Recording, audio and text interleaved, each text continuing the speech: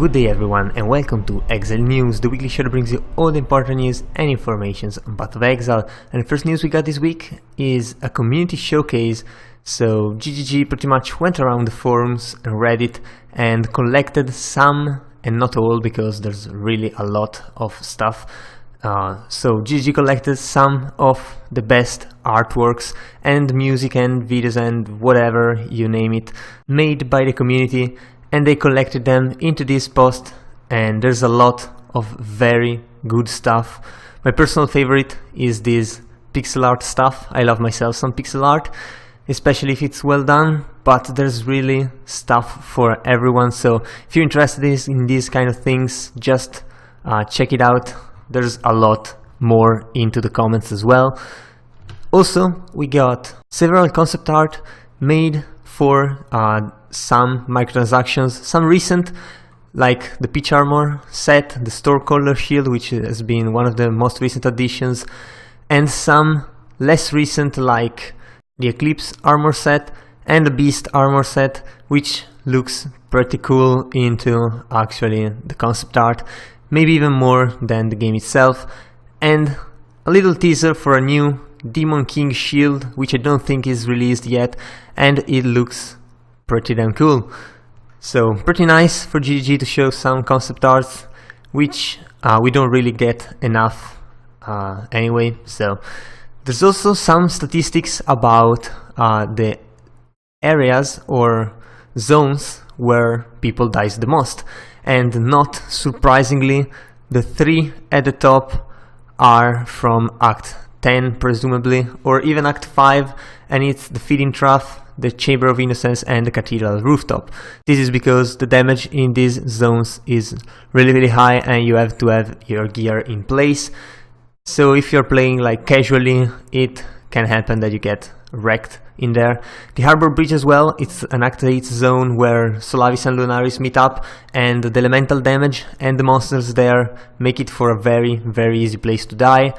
Also, the Hall of Grandmasters, actually killing a lot more player than I would think. It's also the top killer into the high level areas statistic there, which is really, beside the Hall of Grandmasters, is not surprising. It's just tier 15 and 16 maps, so really just as expected.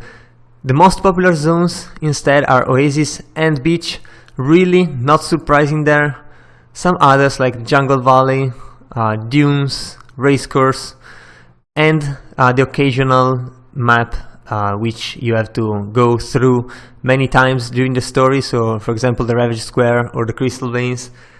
And another funny and interesting thing that GG usually didn't do, it's the instance duration in minutes, the top 5 statistic, and the Purjoy Asylum is incredibly high at the top, very high with a 75.48, and the second one is just 28.53. so it's really incredible how long people be or stay into the Purjoy, even though the map is not easy. It's pretty big and you have to be kind of careful, although, well, I suppose if you are in a farming group you just steamroll over anything, and it's honestly not surprising that the Coward's Trial is in there. It's mostly because you have to wait a lot of time between waves, and that makes it for a long map, but otherwise you will just steamroll over it anyway. Maelstrom of Chaos is kind of surprising honestly, because it's pretty linear, so I don't see why people take that much time in there. Maybe if they just stop and ID everything, that might be why. But anyway, we also got the third episode of this season for the build of the week, and this time it's a Chainsaw Trapper. So it uses Chainsaw, which is the bow, which has 100% more damage at close range, and it uses a trap, so if the monster step on the trap, the Chainsaw is pretty much always guaranteed to have the full damage.